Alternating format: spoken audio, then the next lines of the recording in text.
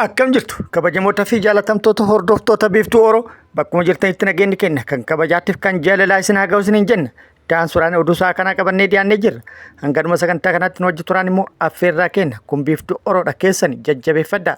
Laayik sheer godhuu hin dagatinaa akkasumas gama maatii chaanaala kanaa warri hin dhufin sabiskiraayib godhuudhaan miseensa maatii chaanaala kanaa ta'uudhaan oduu wayitaawaa kan biyya keessattiif kan biyya alaa argachuudhaan itti bohaaraan affeerraa kenna affeeramtanii jirtu. Gama maatii chaanaala kana koottaa kallattimaan gara mata duree oduu amma qabadhetti yeroo dabru oduun jalqaba. Waggaa tokko keessatti haleellaan saayibarii yeroo 13,000 ol Itoophiyaa irratti yaalamuu beekamee jira. Dabalata odeeffannoo kana qabna. Oduun itti aanu biiroon lafaa Oromiyaa hojjettoota seera cabsan jedhe 290 ol irratti tarkaanfii fudhatuu beeksisee jira. Oduun itti aanu oduu oolmaa Oromiyaati. Oduu oolmaa Oromiyaati lolli Oromiyaa bakkoota garaagaraatti godinaalee zoonilee fi akkasumas aanaalee garaagaraa keessatti loltoota mootummaatti waraana bilisummaa Oromoo gidduutti deemaa jiru itti fufee jira. Waraanni bilisummaa Oromoo lola Oromiyaa bakkoota garaagaraatti deemaa jiru kana irratti tibbana haala adda ta'een opereeshinii zoonilee hunda keessatti gaggeesseen loltoota mootummaa hedduu hojiin ala taasise meeshaalee waraanaa hedduu irraa hiikkate akkasumas mooraalee waraana mootummaa hedduu hojiin ala taasisuun kasaaraa guddaa mootummaa irratti dhaqqabsiise jedhee jira.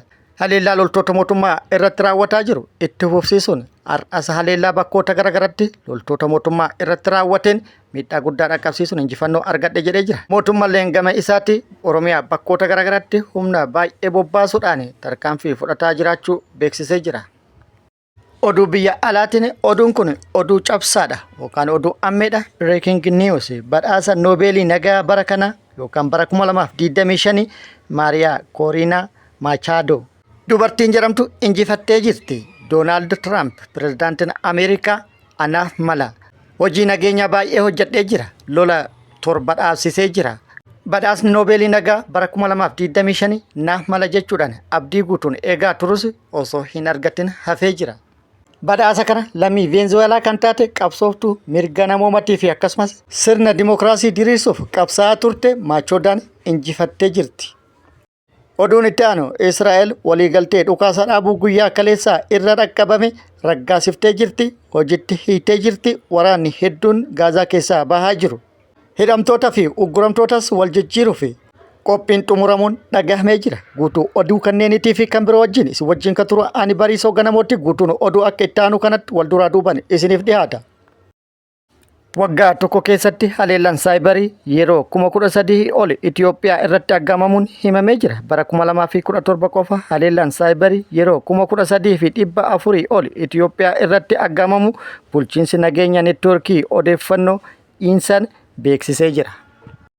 Sirna kabaja nageenya saayibarii biyyoolessaa waggaa onkoloolessa 11 2025 hanga sadaasa 9 bara 2025tti kabajamu ilaalchisee daayirektarri ol'aantuun dhaabbatichaa aadde Tigist Hamid haasaa taasisaniin haleellaan saayibarii daran dabalaa jiraachuu eeruudhaan bara 2016 akka lakkoofsa Itoophiyaatti aggaammin haleellaa saayibarii 8,854 taasifamee akka turee fi bara 2017tti immoo haleellaan saayibarii kun gara 13,496tti guddachuu himanii jiru. Isa kanas miidiyaaleen mootummaa gabaasanii jiru. Dhumarratti lakkoofsi namoota teeknooloojii saayibarii fayyadaman dabaluun yaalii haleellaa kanaaf sababoota ijoodha jechuudhaan gabaafamee jira. Oduun itti aanu biiroon lafa Oromiyaa hojjettoota seera cabsan 290 ol irratti tarkaanfii fudhachuu beeksisee jira. Biiroon lafa Oromiyaa ogeeyyii fi hooggantoota qajeelfama mana hojichaa cabsan 294 irratti tarkaanfii fudhatu kan beeksise yoo ta'u, biirichi kana ibse waltajjii gumii balballoomii jedhamu kan waa'ee dhimma lafaatiin wal qabatan irratti kaleessa yeroo mari'ateedha. Qorannoon kun godinaalee 16 fi bulchiinsa magaalaa 14 keessatti gaggeeffamaa akka ture ibsuun magaalota keessatti lafti pilaanii hin qabne itti fayyadamaa jiraachuu fi dogongoroonni lafa abbaa qaban qaama biraatti dabarsanii kennaa jiraachuu daayirektarri tajaajila seera biiroo lafa Oromiyaa obbo Fuufaa Leggese dubbatanii jiru. Alseerummaa lafa irratti raawwatamaa jiru hir'isuuf qaamolee dhimmi ilaallatu waliin hojjetamaa jiraachuu hooggantoonni waajjira lafaa kaasuun kanaanis biiroon lafa Oromiyaa bara 2017 ogeeyyii fi hooggantoota dambii fi seera lafaa cabsan 294 irratti tarkaanfii fudhachuu ifoomsanii jiru. Oduun itti aanu baqattoonni Oromoo biyya Yaman jiraatan rakkoo hamtuu keessa jiraachuu bakka bu'oonni baqattootaa beeksisanii jiru. Bakka bu'oonni baqattoota Oromoo Yaman lama yaada OMN kennaniin akka ibsanitti sababa wal waraansa Yaman keessatti gaggeeffamaa jiruun rakkoo hamaa keessa jiraachuu himanii jiru. Waajjirri dhimma baqattoota hordofu UNHCR baqattoota Yaman keessa jiraataniif deeggarsa kennaa ture. Waan adda kuteef sababa kanaan waan saaxilamanii fi kanarraa kan ka'e maatiin hedduun ijoollee wajjin daandii irratti bahuu dubbatanii jiru. Itti dabaluunis waajjirichi hojii dhimma baqattootaa irratti hojjetu 90% yookaan 90 oliin dhaabuu himuun baqattoonni gargaarsa kamuu argataa akka hin jirres ifoomsanii jiru. Keessattuu namoonni dhukkubsatan kan kana dura qoricha UN irraa fudhatan amma qoricha dhabuun rakkoo fayyaa hamaa keessa jiran jedhanii jiru. Oduun itti aanu oduu oolmaa Oromiyaati. Oduu oolmaa Oromiyaati. Lolli Oromiyaa bakkoota garagaraatti aanaalee, godinaalee fi zoonilee garagaraa keessatti loltoota mootummaatiif waraana bilisummaa Oromoo gidduutti gaggeeffamaa jiru akkuma itti fufetti jira. Lola bakkoota garagaraatti deemaa jiru kanarratti waraanni bilisummaa Oromoo tibbana fufteedhaan tarkaanfii cimaa fudhataa turuu fi tarkaanfii fudhataa tureenis loltoota mootummaa hedduu hojiin ala taasisuun meeshaalee waraanaa hedduus loltoota mootummaa irraa hiikkatuun akkasumas buufataalee waraana mootummaa yookaan mooraa fi kaampilee waraana mootummaa hedduu adeellaa irratti raawwateen hedduu hojiin ala taasisuudhaan miidhaa fi kasaaraa guddaa mootummaa irraa dhaqqabsiisuu waraanni bilisummaa Oromoo beeksisee jira. Tibbana waraanni bilisummaa Oromoo bakka duraan hin gahin hundatti dhaqqabuudhaan haleellaa humnoota mootummaa irratti raawwataa tureen miidhaa guddaa irratti dhaqqabsiisee jira. Baha Oromiyaa godinaalee Harargee lamaan Harargee Bahaa fi Harargee Dhiyaatti bakkoota garagaratti tarkaanfii loltoota mootummaa irratti fudhate miidhaa guddaa irratti dhaqqabsiisee jira. Akkasumas kibba Baha Oromiyaa, kibba Oromiyaa, giddugalaa fi lixa Oromiyaatti haleellaa bakkoota garagaratti raawwataa tureen injifannoo gagabbataa argatuu beeksisee jira. Haaluma kanaan waraanni bilisummaa Oromoo zoonii kibba Baha Oromiyaa Arsii Bahaa aanaa Seerutti yookaan immoo aanaa Seeruu Abbaasitti guyyaa kaleessaa jechuun onkololeessa 2025 haleellaa humnoota mootummaa irratti raawwateen humnoota mootummaa irratti miidhaa guddaa dhaqqabsiisee jira. Haleellaa humnoota mootummaa irratti raawwateen humnoota mootummaa 12 battalumatti addunyaa kanarraa godaansise 16 moomadoodhaan adabee meeshaalee waraana mootummaa hidhannoo akkasumas galaa fi meeshaalee biroollee irraa hiikkadhe jechuudhaan waraanni bilisummaa Oromoo beeksisee jira. Haaluma wal fakkaatuun waraanni bilisummaa Oromoo zoonii giddugala Oromiyaa kibba lixa Shaggaritti haleellaa humnoota mootummaa irratti raawwateen injifannoo argadhe jedhee jira. Onkololeessa 2025 jechuun guyyaa tokko dura jechuudha.